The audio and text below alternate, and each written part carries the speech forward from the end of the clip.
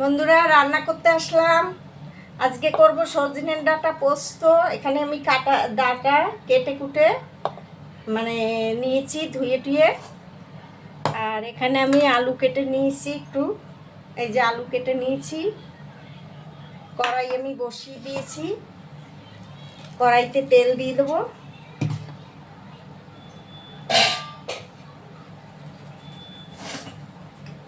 তেল দিয়ে দিলাম।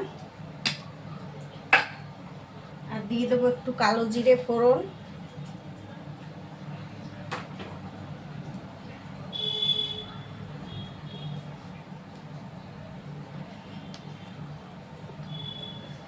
আলুটা আমি দিয়ে দিচ্ছি।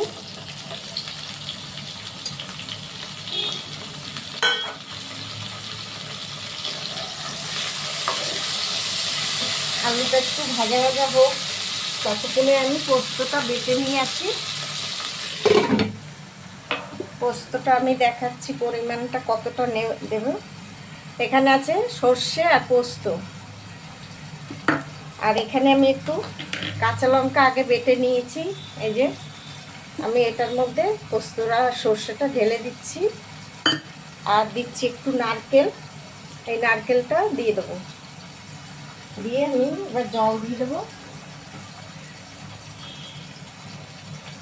জল দিয়ে আমি এবার এটাকে বেটে নিয়ে আসি।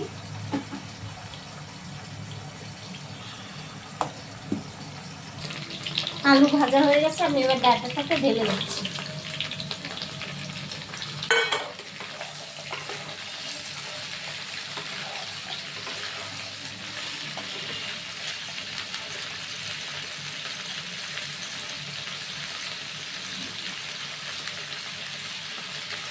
নুন দিয়ে দিচ্ছি, স্বাদ মতো নুন দিয়ে দিলাম।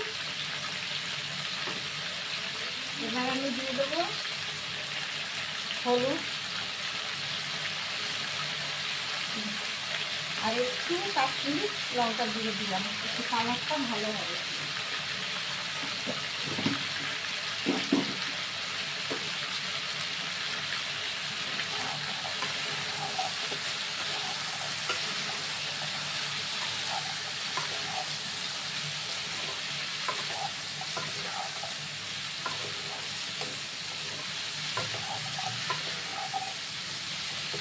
ডাঁটা তো ভাজা যায় না, আমি এবারে পোস্তটা ঢেলে দেবো।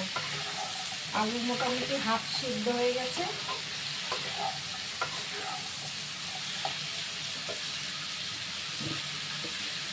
আমি যে পোস্তটা বেটে এনেছিলাম ঢেলে দিচ্ছি। এখানে নারকেল, পোস্ত, সর্ষে আর কাঁচা লঙ্কা।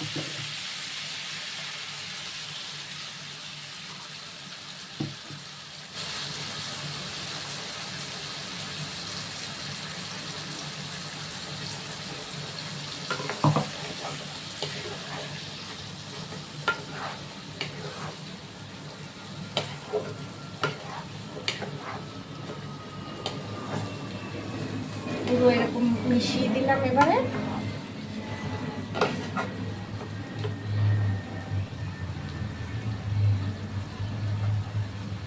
মিষ্টিটাও একবারে দিয়ে দিচ্ছি, তাহলে মিষ্টিটাও ডাঁটার মধ্যে ঢুকে যাবে। 1 চামচ আর অল্প একটু দিয়ে দিলাম। এখানে 500 গ্রাম ডাঁটা আছে আর একটা বড় সাইজের আলু আছে। সেখানে আমি 4 চামচ মতন পোস্ত নিয়েছি আর 2 চামচ সর্ষে নিয়েছি আর 3 টুকরো নারকেল নিয়েছি আর 4-5টা কাঁচা লঙ্কা। ঝালটা যে যেমন খাবেন তেমনই দেবেন। এবার এটাকে 10 মিনিট মতন আমি ঢেকে রাখবো, ডাঁটাগুলো সিদ্ধ হয়ে যাবে। হ্যালো বন্ধুরা, কারেন্ট চলে গেছে, এই জন্য একটু অন্ধকার লাগছে। রান্না করতে করতে কারেন্ট চলে গেছে। আমার ডাঁটাটা একদম রেডি হয়ে গেছে। আমি এবার এটাকে নামিয়ে দেবো। খুব সুন্দর সিদ্ধ হয়ে গেছে ডাঁটা।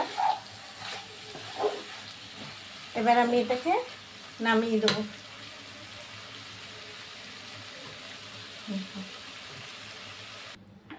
এই যে আমার ডাঁটা পোস্ত নামিয়ে দিয়েছি। একটু অন্ধকার দেখাচ্ছে, কিন্তু কি করা যাবে, কারেন্ট চলে গেল।